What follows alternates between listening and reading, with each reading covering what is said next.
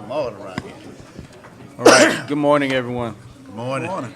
I would like to remind everyone to please make sure that all cell phones are turned to the off or vibrate position. Also, please be advised our city council meetings are broadcast on television on Comcast Channel 99 and rebroadcast on WMGJ Radio. This meeting of the Gadsden City Council will now come to order. The chair calls on City Clerk Ivan Nelson for the roll call. Councilwoman Toles. Here. Councilman Williams. Here. Worthy. Here. Councilman Eccles is absent today. Councilman Billingsley. Here. Cannon. Here. And Reed. Here. We have a quorum present and our meeting is open for business. I'm going to ask President Williams to lead the invocation. Please stand and remain standing for the Pledge of Allegiance.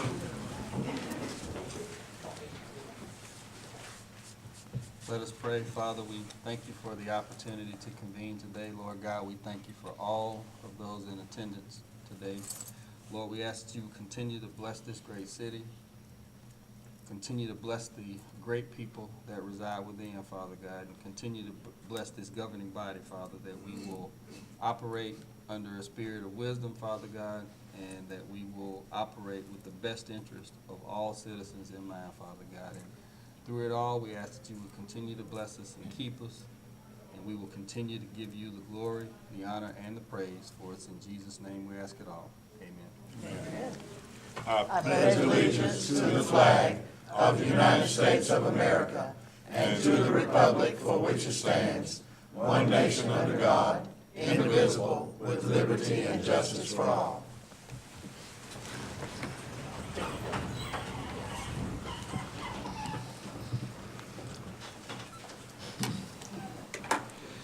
The chair will entertain a motion to approve the minutes of the work session and city council meeting held on October 17th. So move. Second. Clerk, will you take the vote? Those in favor, let it be known by saying aye. Aye. Those opposed, motion carries to approve minutes. The chair will entertain a motion to ratify payment of accounts for the week of October 13th through the 19th. So move. Second. Clerk, will you take the vote? Those in favor, let it be known by saying aye. Aye. Those opposed, motion carries to ratify payment of the accounts. Proclamations, Mayor. Unfinished business. Item number 8A is a resolution ordering abatement of nuisance at 1554 Terrace Drive in District 1, Michael Pierce being the last known owner. This resolution was tabled for 30 days on October 19th. What is the pleasure of the council?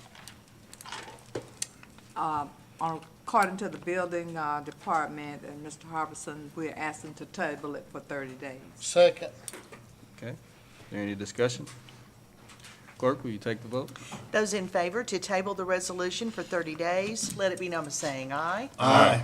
Those opposed, motion carries to table for 30 days. This is the time and place as advertised to conduct a public hearing allowing anyone to speak in opposition to or in favor of a resolution ordering abatement of nuisance on property at 525 Allen Street in District 1. Kennedy Woolley being the last known owner. Is there anyone who would like to speak in opposition to this resolution? Does anyone wish to speak in favor? Mr. President, I'm Brian Harbison with the Building Department. We started this case in April. There have been no improvements. There are no permits to improve, and we're asking for a resolution to abate the nuisance.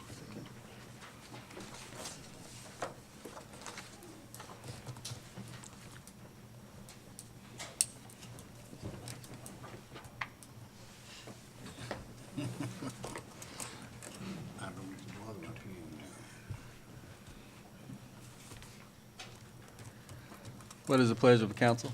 I move to abate. Second. Could I ask Mr. Harbison a question? On the picture there, when people, even though they post no posting sign on there, does that mean that you can't go on their property? You mean no trespassing No sign? no trespassing that they have posted on, even if it's a building that's a nuisance. Yeah. Our city attorney can probably better answer that. Put him on the spot, but And he can't punt. Under the bus. Oh, he is able to enter for the limited purpose of posting the sign. Also, he's able to, he's acting under the color of law, which would take him out of a trespass statute. And he's also able to view from the curtilage any building, any problems with the building that from the curtilage point of view as well, that he suspects is a violation of the building code. Now, sometimes it gets a little bit hairy if if they have the back gate, a backyard fenced in and locked as to whether he can go through there. In those situations, typically, Brian will then go get a warrant if there's reasonable suspicion to believe there are serious building code violations, and he's able to get a warrant, which we then try to present to the homeowner and say, look, we've got a warrant, will you let us in? And the reason why I asked that, because I've noticed that there are a lot of houses that are nuisance, but they've got those no trespassing signs on them. So I'm just asking to see, is that to keep the city from going in, checking to make sure that they are nuisance? It could be bifold. I'm sure that they are just trying to protect their property and keep the general public from entering onto the property. A lot of times, once a property is tagged as condemned, it's just, it's a message that says this house is vacant, come on in and strip out anything of value. So, I'm sure that that's a tool they could use if they needed to file some civil action against another individual from the public. Hey, Thank you. Lee, I heard you say right there, Lee, when you get the warrant, you take it to them and says, will you let us come on your property? So if they say no, you can't come, is that correct? No, sir, that's not correct. There's a U.S. Supreme Court case which allows entry by a building official with a warrant. But in the dicta of that case, it was not a forcible entry, so we try not to have forcible entry. We try to do the best we can to work with a homeowner and get an agreed-to entry before we have to exercise a forcible entry. That's a good question. That was a good answer.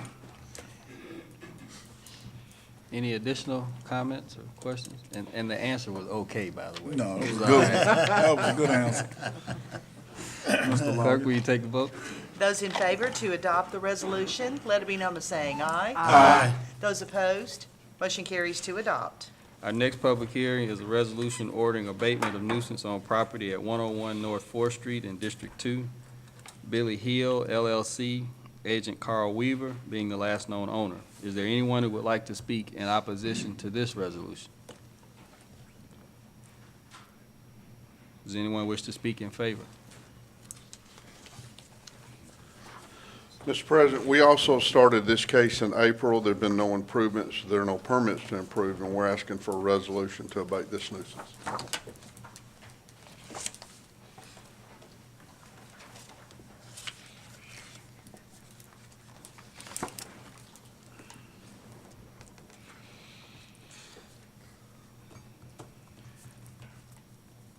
What is the pleasure of the council? I move to abate the nuisance. Second.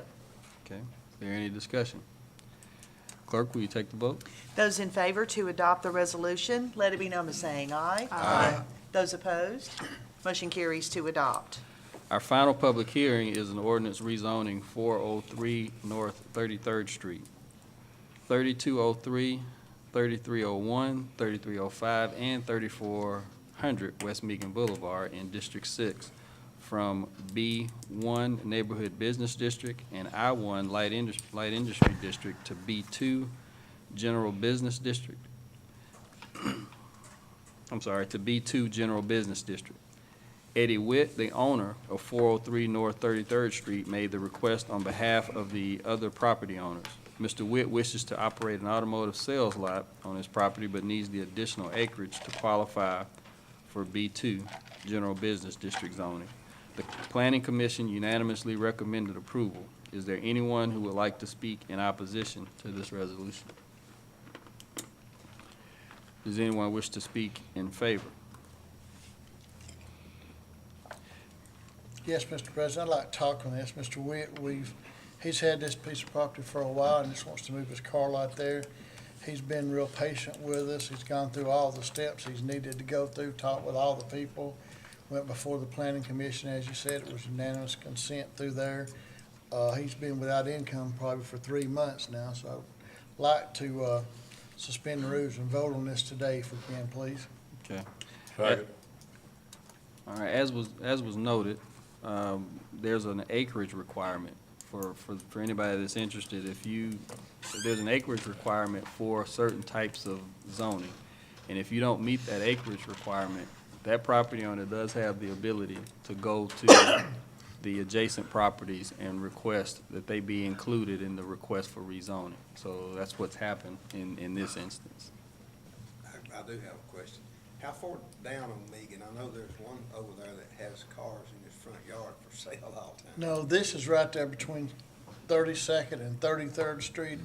It's right by the little log cabin Mr. Owens used to own. Okay. It's right there, and it's already grassed, and there's a little bit office right there, and this is probably the only thing we could ever use for this right here. He's not selling his cars out of his home, it's actually a car lot, Okay, I know what you're talking you know. Okay. And he's probably gonna try, there's some houses behind him that have been demolished, and when we get the figures on that, if they don't come forward and pay for the demolition, he's probably gonna try to acquire that property also. And it's a real nice established car lot he puts up. He owned Eagle Mart Auto. And it's not junk cars, it says real good cars, credit union, bank finance, and that kind of stuff. It's not tote your note stuff, you know, it's real, it's that. Okay. So we have a motion to consider today on the floor and a second. Clerk, will you take the vote? Those in favor to suspend the rules and consider the ordinance today at its first reading, let it be known by saying aye. Aye. Those opposed, we have unanimous consent to consider today. Move to adopt, please. Second. Okay. Clerk, will you take the vote? Those in favor to adopt the ordinance, let it be known by saying aye. Aye. Those opposed, motion carries to adopt. Mr. Witt, you can finally get back in the car business now. All right. Item number 12 is a resolution awarding bid number 3357 for on-site grinding services. The purchasing department has recommended awarding the bid to Adams Clearing Company, LLC, with a price of $6.07 per cubic yard for the first year, $6.19 for the second year, and $6.31 per cubic yard for the third year. The chair will entertain a motion to adopt this resolution. So move. Second. Okay, is there any discussion? Clerk, will you take the vote? Those in favor to adopt the resolution, let it be known by saying aye. Aye. Those opposed, motion carries to adopt. Item number 13 is a resolution reappointing members to the Beautification Board.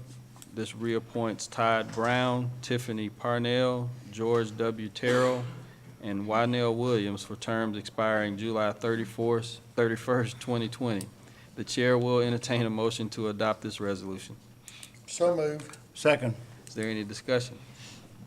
Clerk, will you take the vote? Those in favor to adopt the resolution, let it be known by saying aye. Aye. Those opposed, motion carries to adopt. Item number 14 is an ordinance prohibiting camping. This is presented today for first reading. In order to protect the health, safety, and welfare of the citizens, this prohibits camping or the sleeping out of doors on all public property except as may be specifically authorized by the appropriate governmental authority. This ordinance has been presented today for first reading, and the council will vote on it next week. New business, is there any new business? Yes, Mr. President, I have one that's a request from the engineering department. It's a bid, a long bid that we've been waiting for, and I ask for unanimous consent. Second. All right, clerk, will you take the vote? Those in favor to consider the resolution today as an item of new business, let it be known by saying aye. Aye. Those opposed, consent has been granted. I move for adoption. Second. Okay, is there any discussion? Tell them what it is. I am. This is a bid where the vineyard at Coosa Landing, where we've been talking about the riverfront development. But this is one of the bids. This bid has been accepted, and they're gonna start working on the vineyard, nice vineyard. We're gonna have a very nice building on the riverfront. And the Chase Building Group will be the contractors for working on this particular vineyard. So that's why I say it's a well-awaited vineyard that we're looking forward to. So I'm looking forward to it and ask that it be approved. Ms. Toes, what's the time frame on that to build it? I was told it was 6 months from the time it starts building on. And you won't know it, it's really the Kmart building, and you won't know it's the Kmart building once the vineyard is completed. How they gonna erase that out of my mind if I know it's Kmart building? We got a hypnotist coming in. What's the total, please, ma'am? The total of this is $12,536,900. And I believe Councilman Worthy asked if we could tear that down and start all over. And I think we came to the conclusion from the builders and everybody else, it would probably cost even more. I started to say it would double to 12 million, probably even be more than that. But anyway, we're gonna take the building that we have and make a new building out of it. So you have somewhere nice to have all your events. You can stop complaining about Convention Hall and go to a new facility. I think it's double the size of Convention Hall. 50,000 square feet. Ms. Toes, I was thinking what Councilman Billingsley just said a while ago, and it dawned on me, he wanted to get out of his mind about the Kmart building being there. And I remember now when I first met him, it's been years and years ago, they was having a blue light special, and he run over me to get some candy they was selling. I remember that now, Billy. Everybody remembers everything I've ever done, so. That's true. But this is, thank you, Councilwoman Toles. This is indeed a monumental effort in that it's going to change the landscape of the riverfront and the city. And so we're excited. Yes. And as has been talked about over the years, as this building is being rehabbed and constructed, what's gonna happen with the existing traffic is we will still have in place the existing convention hall as well as 210 on the tracks to fill any requests that may be presented. But stay tuned, because our belief is long-term that not only will we continue to get that traffic, but this new building will draw new traffic, because it'll be one of the newer buildings in the area. And it will have the capacity to seat and accommodate larger events and larger activities. So again, I think this is a step in the right direction for a city and for the city. And Lisa's not here to speak to it, but I will say that one of the things that she often talks about is return on investment anytime the city invests money and spends money. So I think this scratches that itch for her. So we actually have a project in place that's going to generate some level of return. So, all right. Clerk, will you take the vote? Those in favor to adopt the resolution, let it be known by saying aye. Aye. Those opposed, motion carries to adopt. Okay, is there any more new business? Yes, Mr. President. I have one where, and there's a resolution authorizing the satisfaction of a nuisance abatement lien at 1819 Eisenhower Street. This is a piece of property that the city owns now, and we're gonna let this person have it for $250. I ask for unanimous consent to Second. Okay, Clerk, will you take the vote? Those in favor to consider the resolution today under new business, let it be known by saying aye. Aye. Those opposed, consent has been granted. I move to adopt. Second. Okay, is there any discussion? This gets the property back on the roll, so they'll start back to paying taxes to the city. So that's one of the advantages of this. And, you know, just to be clear, I know this comes up a lot with these types of transactions, but this individual is buying whatever the city's ownership interest in this property is. That's what this individual is buying. So sometimes it may be clear ownership and sometimes it may not. But the I think most of the time, it's just the city's interest. So that individual still has to go through the process of securing clear title and clear deed to the property. All right, clerk, will you take the vote? Those in favor to adopt the resolution, let it be known by saying aye. Aye. Those opposed, motion carries to adopt.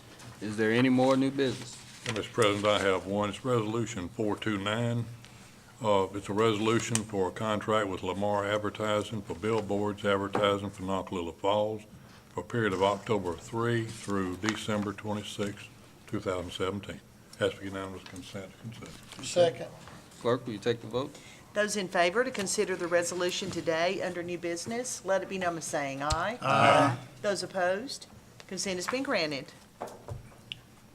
And move to adopt. Second. All right, is there any discussion? Yes, Mr. President, this is, as I understand it, is going to be advertising for Christmas on the falls, at Nakalula Falls on Lookout Mountain, Lee.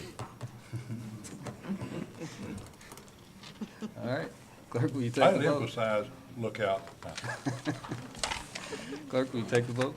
Those in favor to adopt the resolution, let it be known by saying aye. Aye. Those opposed, motion carries to adopt. Is there any more new business? Department reports, committees, boards?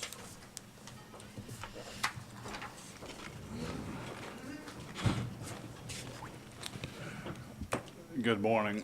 For some time now, we've been working with Pat Sherman, local architect, on plans for the renovation of the Kiwanis Pavilion at Nakalula Falls.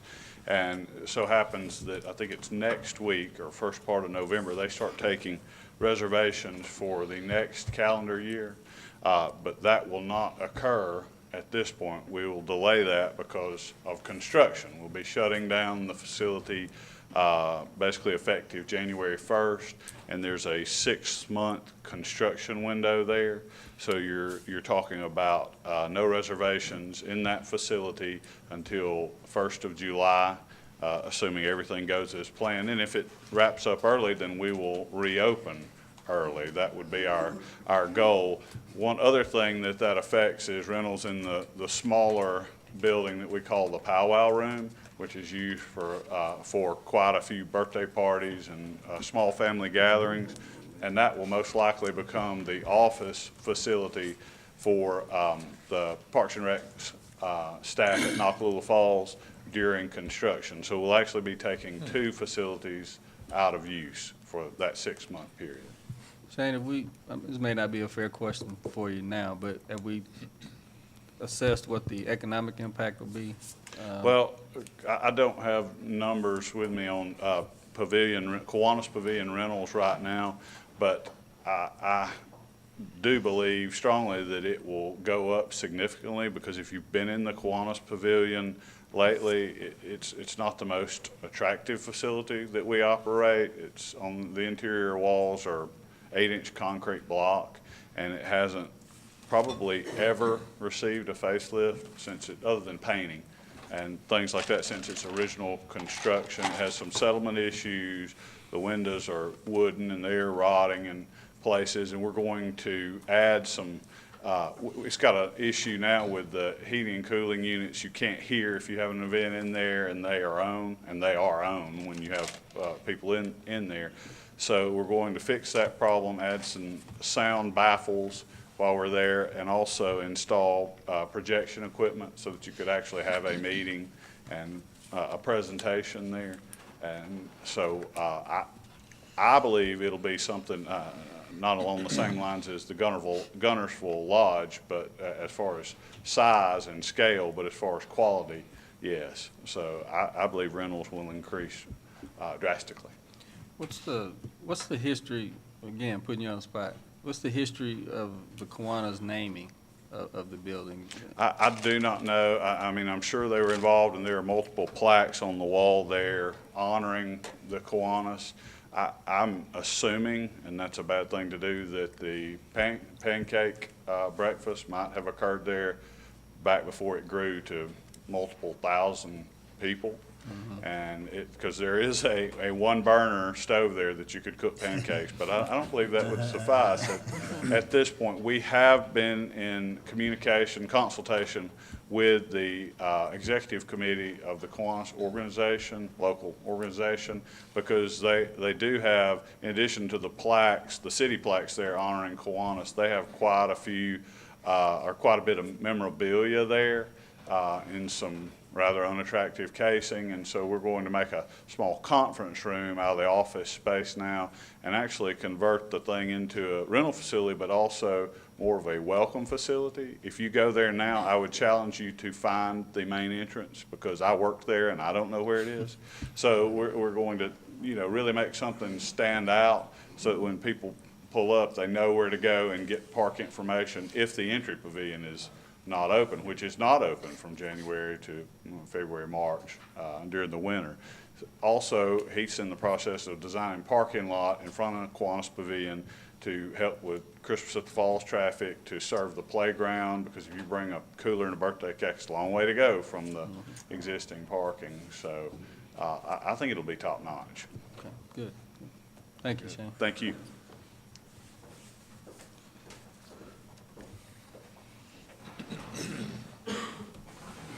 Good day. I also echo that the Kiwanis remodel would boost rentals there because we have a lot of weddings going on in the wedding chapel, and sometimes that they can't find a sufficient building to go to after the wedding, and so we lose some of those, or they go to another facility. We try to stay within Parks and Rec when somebody needs a bigger or nicer facility. So having that and having more conferences and the family reunions there go on yearly. And so we're excited about the hopeful new facelift there. There's some other things I wanted to come up and announce and let everybody know about. Turn Up Tuesday. Tonight is the last night to come and enjoy Turn Up Tuesdays at Fifth Street Market. Tonight, vendors will have candy for trick-or-treaters. So if the children want to come out and dress up and you want them to get some candy, we will also, they will be adding in and handing out candy free of charge. That's nothing. If if you find something that you like and want to purchase from the vendor, then that's your choice. Also, Friday will be the last day for our local farmers market, where it's at 7 a.m. till noon. And Turn Up Tuesday tonight starts at 4 p.m. We end around 7 p.m.-ish, just depending on the crowd.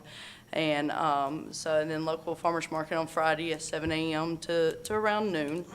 Also tonight, Knocklow Falls, we have a mini golf glow tournament. So you can come out and enjoy this. This is $20 per person, or 40 for a team. It's a two-man team. And for your $20, you get a round of golf or mini golf. You get dinner, and we have some awards for our winners, for our top 3 finishers. So that is tonight. Registration and dinner starts at 6.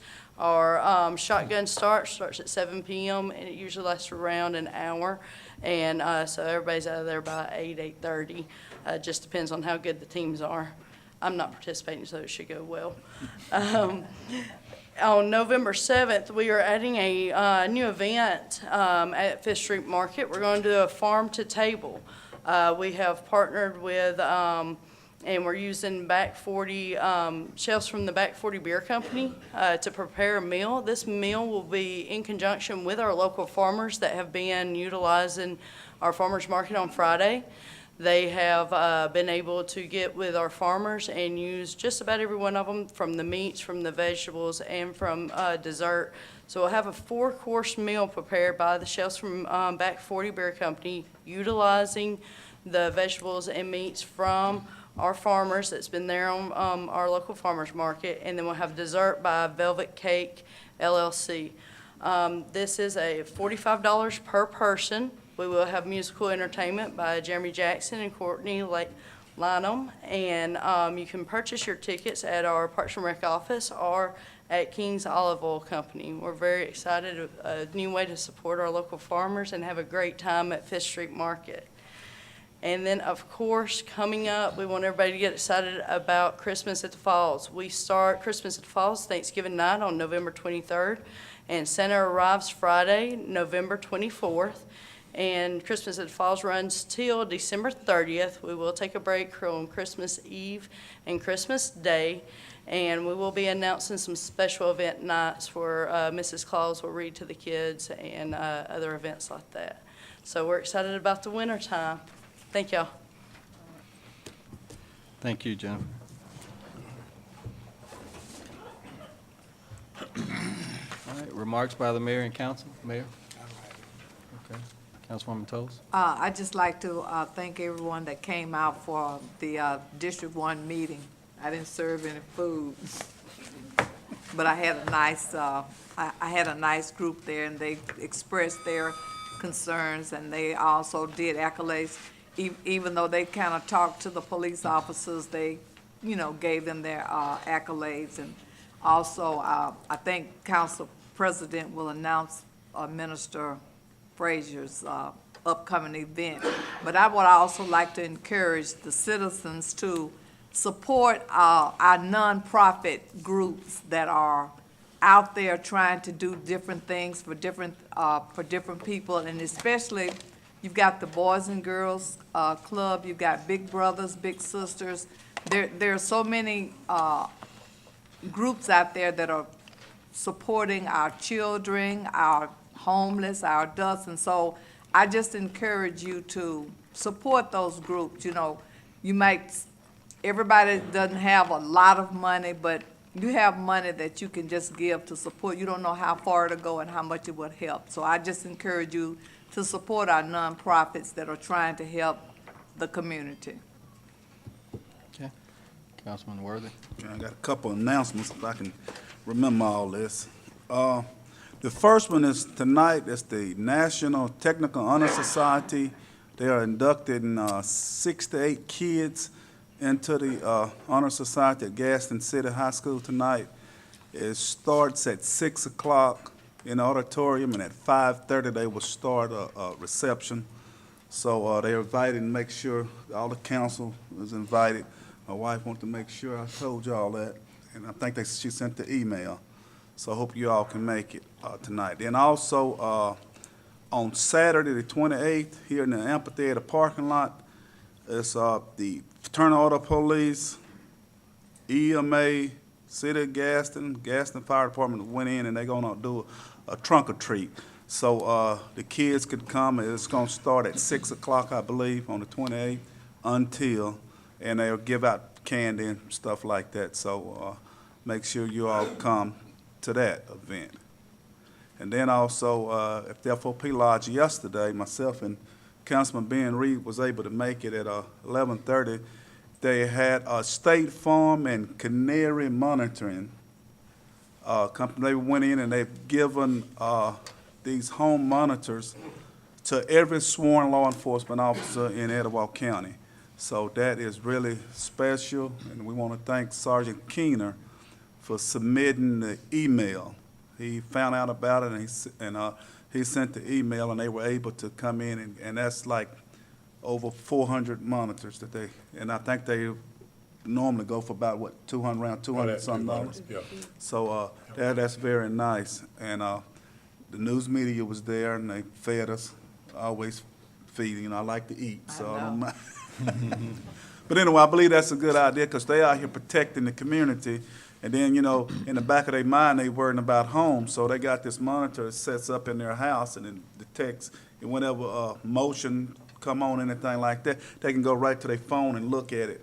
It's a free app you can download, and you can look at it and see what's going on in your house.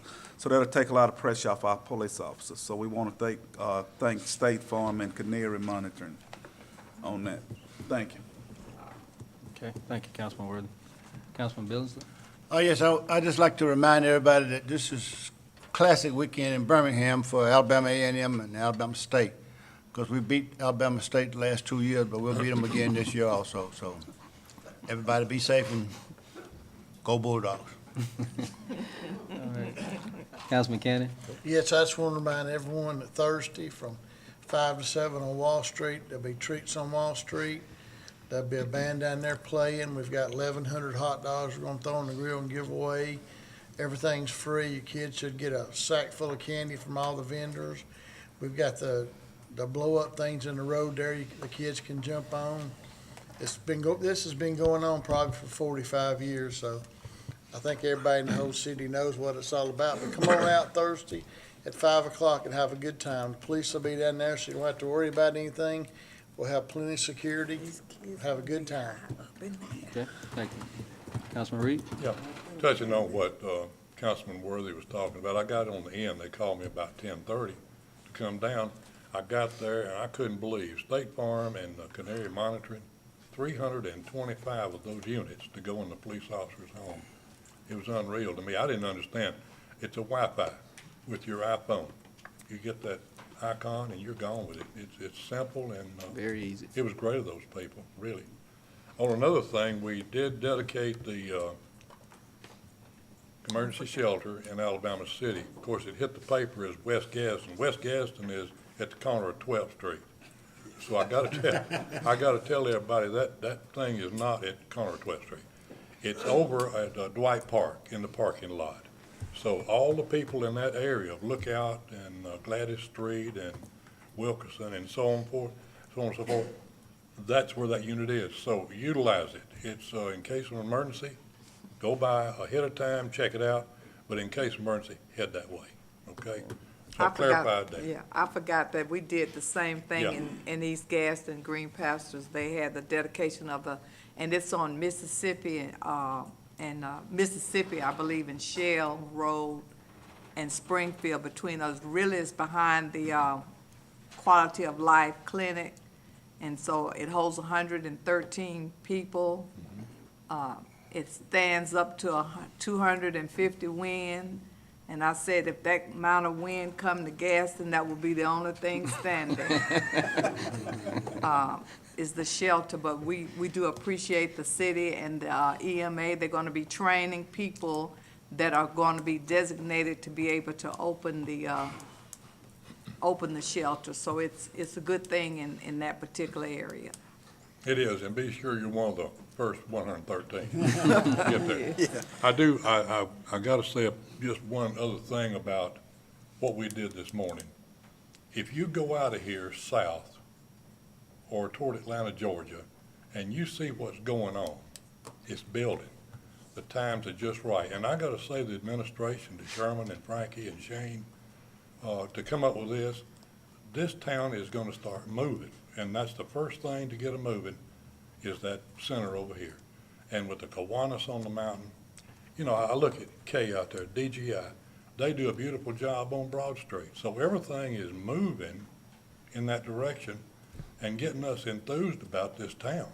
It's about time, because we were kind of on a slant. And now I think we're making a comeback.